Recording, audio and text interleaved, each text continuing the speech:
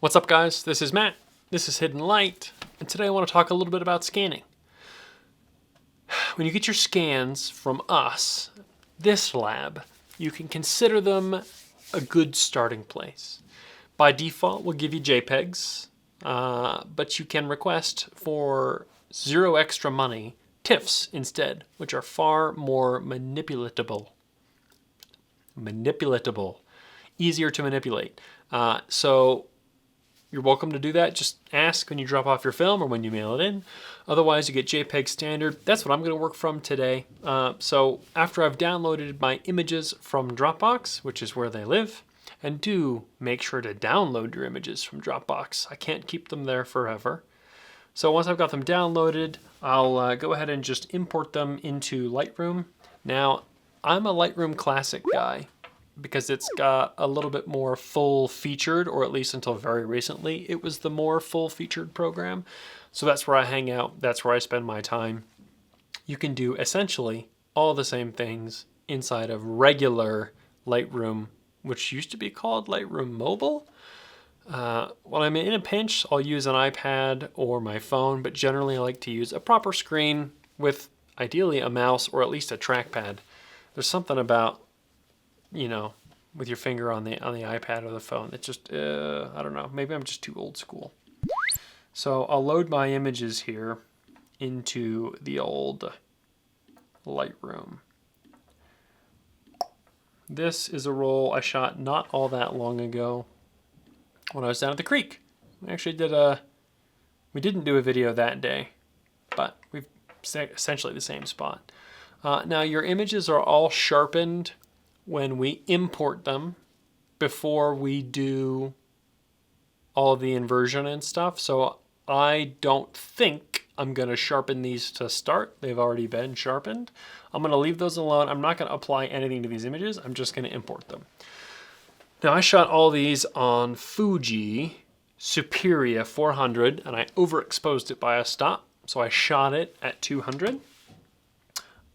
This first photo is actually really useful to keep around. Don't delete it, although you don't necessarily have to keep it because all of your images have been renamed to include this number. This first number is your twin check number. It's how we track your roll on our end.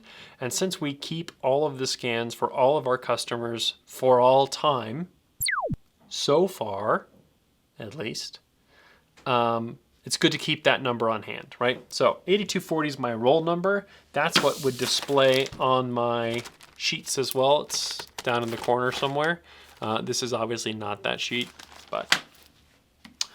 So first of the roll is always a good one. There's a whole Instagram account dedicated to this. But if we kind of just peruse through these real quick, the first thing you'll notice is a distinct Fuji blue-green going on.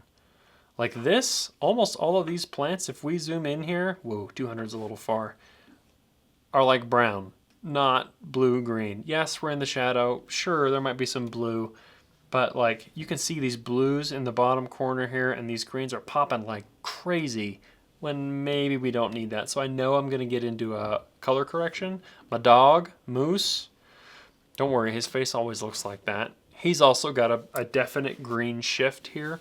That's something that the film just does, right? Fujis are known for that. Not a big deal, not a huge surprise. This is a good starting point. I can do some color correction.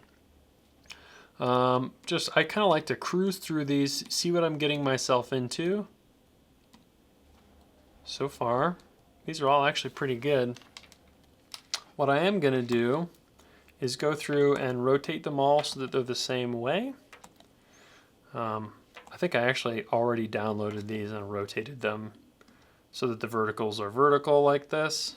That actually makes it more difficult to crop them, which I'm going to do as a batch process. So, oops. You ever have that thing where someone watches you use a computer and then all of a sudden you find out you can't use computers at all? So I'm going to go ahead and crop. And I'm going to give myself, you know, a little bit of room here. I'm not super worried about the black borders. I just want to get rid of the white borders. Those white borders exist on this roll because the camera we're using to scan them is micro four thirds, which is a different aspect ratio from 2:3, which is standard full frame. That's why you got a big ugly white border. So I'm gonna take that change and I'm just gonna sync my crops all the way across the line here. Sync, crop. If you want us to crop your film for you, we can. We like to give people the option to include some border, so that's kind of why we do that. So I'm feeling better about that. I'm going to try and do a batch white balance correction here and just see what I can get myself into. His hat is grayish. Ooh, that's already a huge improvement. I'm going to take that and just run that across the board too, right? So you'll notice that I'm starting from global adjustments, right? I'm going to take adjustments that not only do I want to apply to an entire image, but adjustments that I know I want to apply to the entire roll. So I'm going to start there with my big global adjustments, change my white balance, and again, I'm going to run that all the way across the board here, just to give me a little bit of a better place to start, especially with human being skin tones. So let's rotate these back and see what that looks like. So for instance, this one here, not quite far enough, right? I've got way too much blue in that still. So I could push that a little warmer. Now, I'm not necessarily going to use this as like fine art, right? But I think it's kind of a cool shot. I love first of the roll shots. He's actually looking particularly stoic in this. That's my buddy Abe. And I don't know, there's actually, you can see some of the detail here from where, yes, there was image even though it was exposed to light because it's the leader, because it's the first frame on the roll. Anyway, I've actually kind of got a lot of highlight going on in all of these. So I may drag that highlight down, and that's kind of to be expected when you're going to overexpose something by a full stop. And the reason I choose to do that is to maintain shadow detail. So if I go hunting down here in actually what are very deep shadows, I've still got a whole bunch of detail in all of these rock shadows. They're not getting particularly grainy and ugly like you can sometimes see in shadows on film. So I'm retaining all my detail there, which is the whole point. Super into that. So I'm going to pull those highlights down. And I'm going to pull that one across the board. Might as well. And then aside from that, now it's kind of time for me to start dealing with things image by image. So my batch crop obviously isn't perfect all the way through. This one, the blacks need to come up a little so I can get a little bit less detail. Of course, I'm not going to end up using this one either because it's out of focus and this whole tree is taking over the entire picture, right? This guy's close. Adjust that crop again.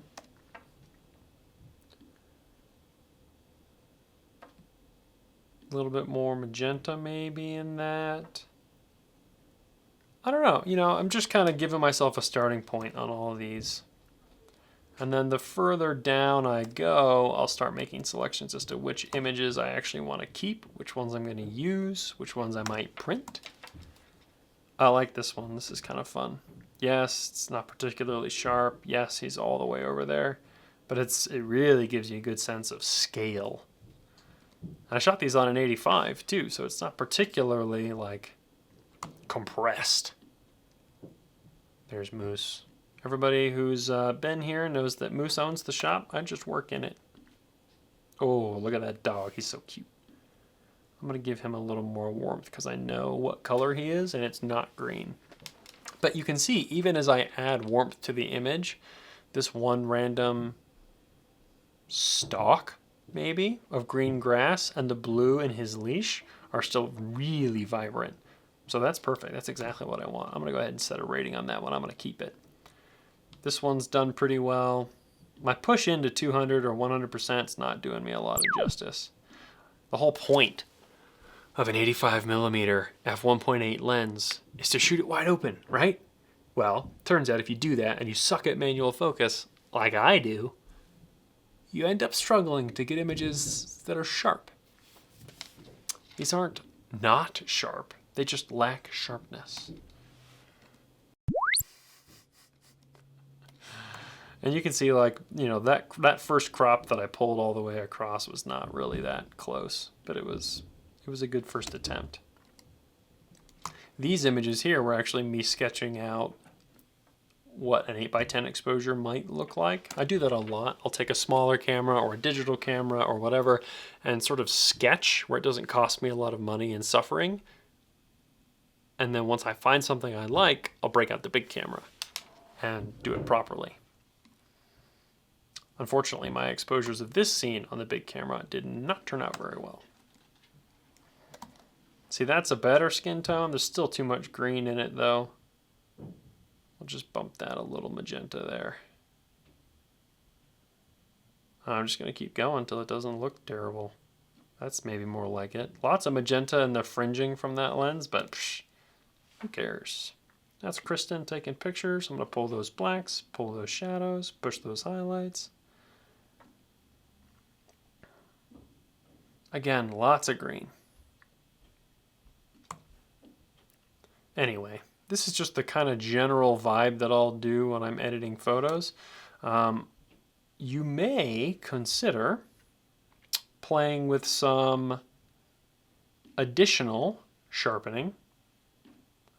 Let's just add a bunch into this and see what it feels like. If you haven't used the Option plus masking tool, you have been missing out. Option plus masking and playing with the slider here lets you change how much of this sharpening is affecting how much of the image. I don't necessarily want it to do this to the film grain because that's freaking terrible, but I want to sharpen just those areas that are interesting. So you can just move the masking, but it's hard to see what's going on. But if you hold the Option key while you move the masking slider, it could show you exactly what's happening. Areas in black are not affected, and then areas in white are affected by whatever it is you're doing. So that sharpening, I don't hate. There's nothing sharp in this photograph to sharpen, but that's not bad. So a little bit of extra sharpening is not going to kill me. You may also choose to add some grain. I'm a freak about grain, so let's just go too far. And back it down a skosh. That's nice. I like that. I'll keep that one. Bloop. There's my lovely lady again. She was just happy we were out, you know, when it's cold and terrible and you're down by the creek and it's nice and warm. Yeah, that's why I spent like 4 consecutive weekends on the creek. It was lovely. And I know that I can sync these changes, you know, from one image to the next. Right now I'm just kind of playing around, seeing what there is to see, seeing what I like. Man, there's a lot of green in this film. Holy moly. You can see I completely missed the focus there too. I'm focused on these grasses. Stupid. There's Moose being cute. Kristen and Moose being cute. Oh, come on. Look how cute that is. Anyway, that's the general idea. I'll start from the top, give myself global edits to the roll. Then I'll go through each image and give each image global edits, things like sharpness, contrast, highlights, shadows.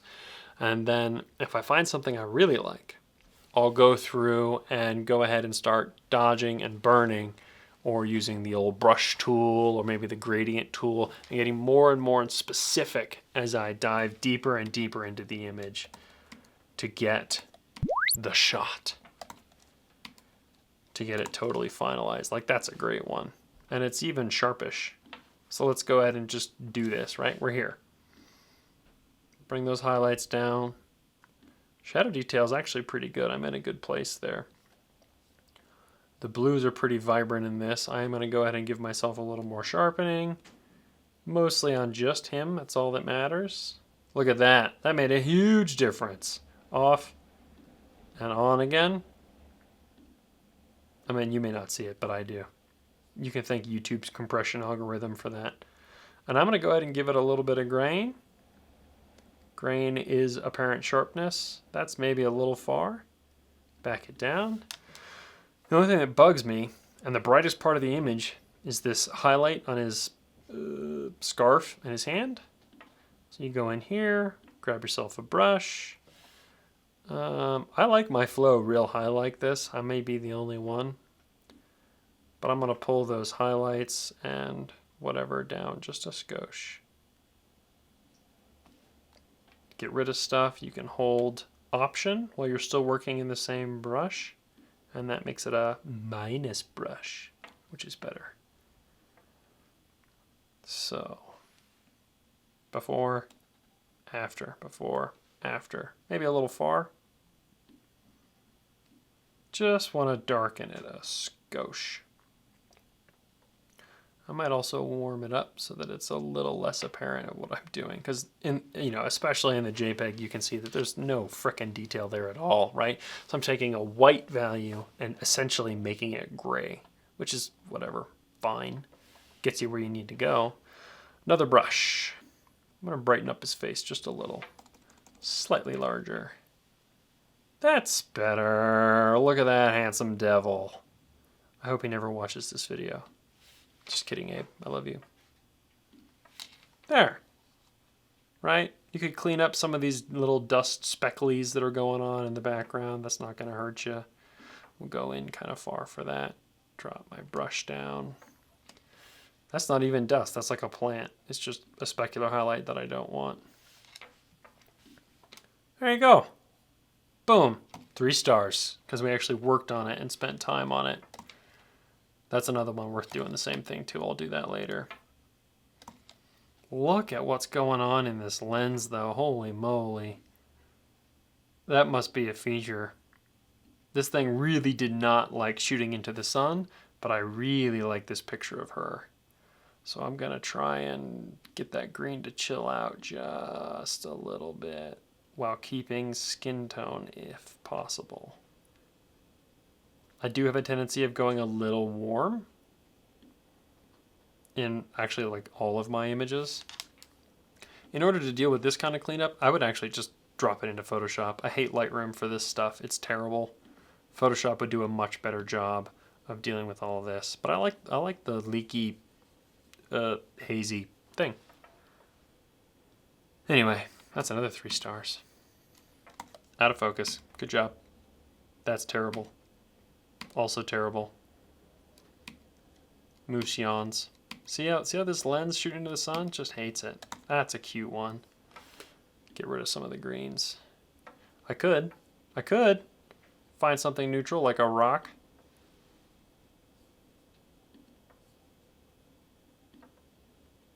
There. That gets rid of the green. And I can add a little more yellow. Not too much.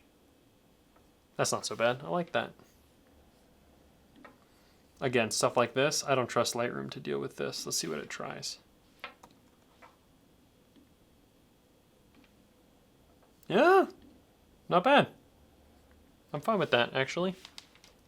Then I would do the sharpening, and then I would brighten her face a little. We're here, we might as well. If you get bored of this, you could just click out and go watch something different. Right? A little sharpening. Just like a little bit of grain. This image is actually kind of grainy anyway because we're in the shadows anyway. Anyway? How many times can I say anyway? Brighten her face just a little. Brush.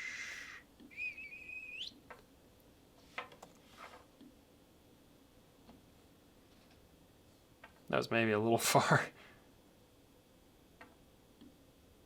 You know what? Her mom will love this picture though. And that matters. You know, it doesn't, every picture you take doesn't have to be fine art. It doesn't have to be the masterpiece of your career. Sometimes you can take pictures just to have memories. More and more I find, especially when I'm shooting like 35 or even medium format, the photographs that resonate with me, that move me, that make me feel things are just memories from times we were hanging out or I was visiting family or whatever it is. And those are not like, they're not fine art, but they're the photographs that I find myself going back to more frequently. Anyway, this whole roll's kind of like that. It was a lovely day. And not all of them are keepers, but I don't know. Some of them are nice. Anyway, that's just kind of my general approach to editing files from scans from film. Obviously, TIFFs, you've got a lot more latitude in terms of being able to move your exposure details around and retain detail. Especially with sky gradients and things, the TIFFs will be a lot better than the JPEGs, but whatever works. Anyway, questions, comments, concerns, leave those in the comments section down below, or join our Discord server and we can hang out there. Otherwise, see you in the next one.